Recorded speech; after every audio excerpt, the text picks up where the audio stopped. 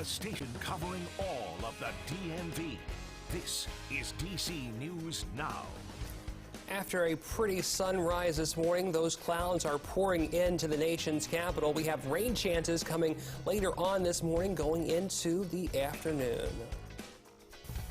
All right, coming up this morning on DC News Now, cleaning house following the dismissal and arrest of these 5 Memphis police officers over the death of Tyree Nichols. The city is working to snuff out the corruption. What new actions are being taken this morning, just days after that controversial body cam footage was released? And demanding change here at home, what activists are saying needs to be done right here in the DMV when it comes to how police officers do their jobs in our communities. But first, waking up without a home, how many people are in need of a place to stay following this massive fire that broke out in Prince George's County just hours ago? We're going to take you to the scene.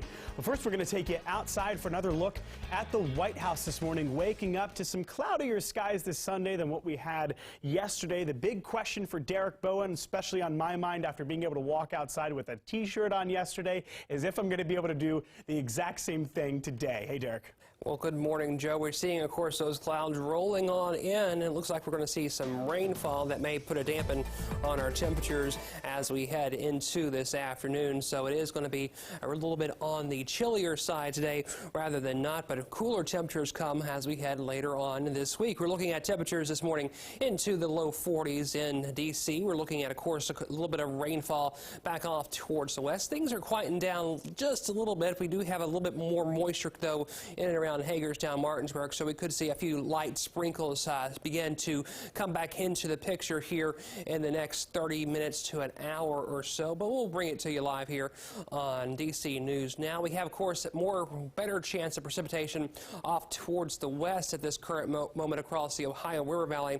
That is going to be coming into the region this afternoon, so get ready for a little bit of rainfall to come this afternoon. We have, of course, those clouds throughout most of the day. The morning should be relatively dry. However, once we head into the afternoon, that's when that chance of showers comes in. Temperatures today will be into the upper 40s and lower 50s. All right, that's Derek Bowen to start us off there from the Weather Center. Derek, thank you. Breaking now, this is the scene in Prince George's County after fire engulfed a home in the early hours of the morning. You can see and hear the heavy fire in this video from the County Fire Department. It started at around 3 a.m. in Seat Pleasant. This is just outside of D.C. Crews say the fire seems to have started in a nearby shed and then it spread to the home. 9 people, 2 of them children, are now displaced. And if there's any good news here, it's that no injuries were reported in the fire. All right, your time now 8:02. 2 days ago, shockwaves were sent rippling across the country when video of Tyree Nichols' brutal beating by police was released. And it got a lot of people, including here in the DMV, thinking about the future of policing. Our Prince George's County reporter Yamarisa Say is following that debate about what needs to change about how officers do their jobs. I'm sick and tired of being sick and tired. And this is...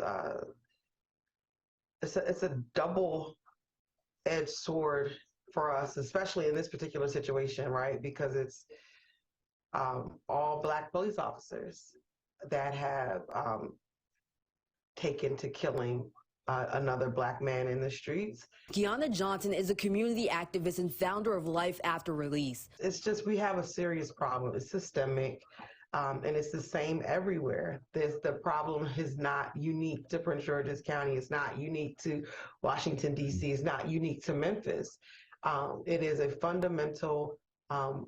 fundamentally flawed system. Following the release of body camera video in Tyree Nichols' death in Memphis, some are now recalling deadly interactions with police in Prince George's County, such as William Green's death. In 2020, Green was shot and killed in the back of a cop car by a Prince George's County officer. The case reached a $20 million settlement. And in 2019, DeMonte Ward Blake was left paralyzed after he was assaulted by an officer during a traffic stop. The cop was found guilty of second-degree assault. The way that all elected officials, all police chiefs are jumping on the bandwagon and releasing statements saying how they stand against these things when each and every one of them have standing cases of police brutality in their own jurisdictions that they're turning a blind eye to. Last November, a new police accountability board was started in the county. They've been focusing on reviewing complaints of misconduct. This week, they heard public comment. Johnson believes the community should focus on strengthening each other. Police presence is not going to make us more safe.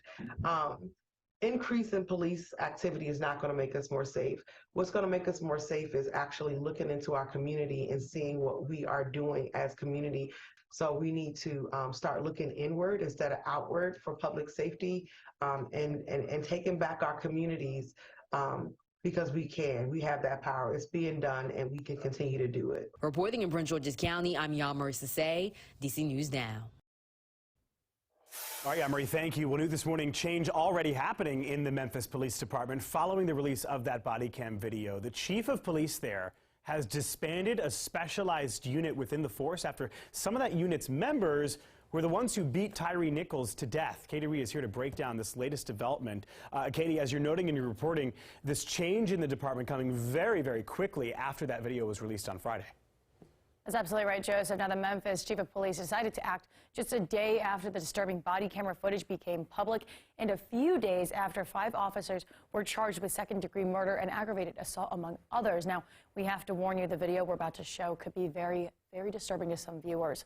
The Memphis police chief described the so-called Scorpion Unit, which is an acronym for Street Crimes Operations to Restore Peace in Our Neighborhoods, as clouded with dishonor after the video was released. The disbandment was met with agreement from other officers currently in the unit, and it was designed to target high-crime areas that has been inactive since Nichols' arrest and subsequent death on January 7th. Now, the harrowing video shows police beating and yelling at Nichols, all as he was explaining that he was trying to go home, and then later pled for his mother. In the days and weeks following Nichols' death, protests and marches across the nation have called for action. And Police Director Sarah Lynn Davis says she looked to Nichols' family and community leaders, as well as officers who were not involved with this deadly incident, for guidance after that video was released. Before we throw it away, let's see, was it doing any good? What kind of good was it doing? But also, let's see how many complaints did this unit bring, all right? You know, what was happening in this unit? Who was supervising that unit? What happened that night, all right? And where was supervision at? So we have to come back to the table and say, what did we miss?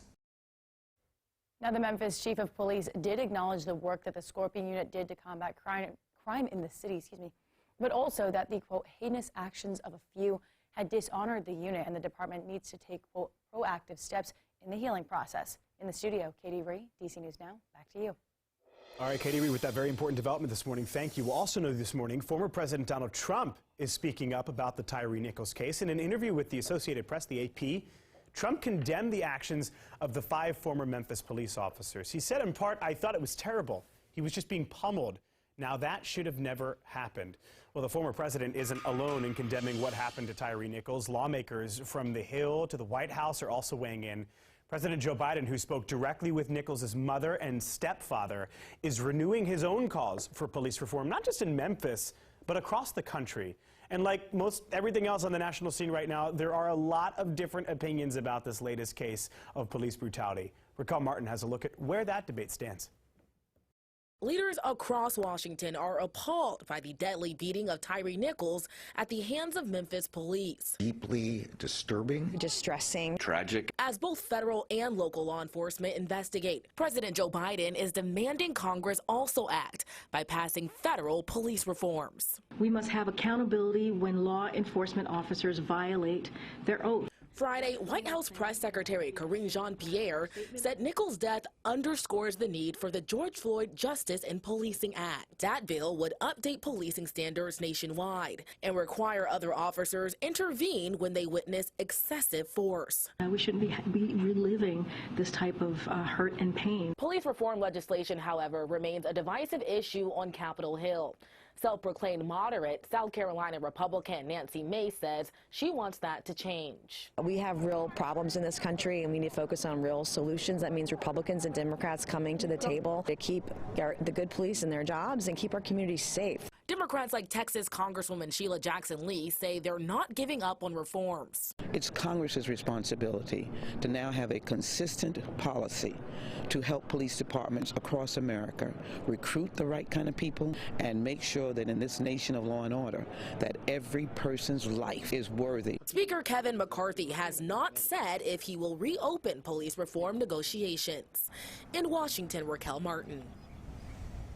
All right, Raquel, thank you. Let's take you to Alexandria, Virginia now, where police there are investigating the murder of a 17-year-old. And now they have reason to believe that it was committed by another teenager. Police say the fatal shooting happened at around 11:30 this past Friday night. They responded to the scene. They found the boy with gunshot wounds who later died in the hospital.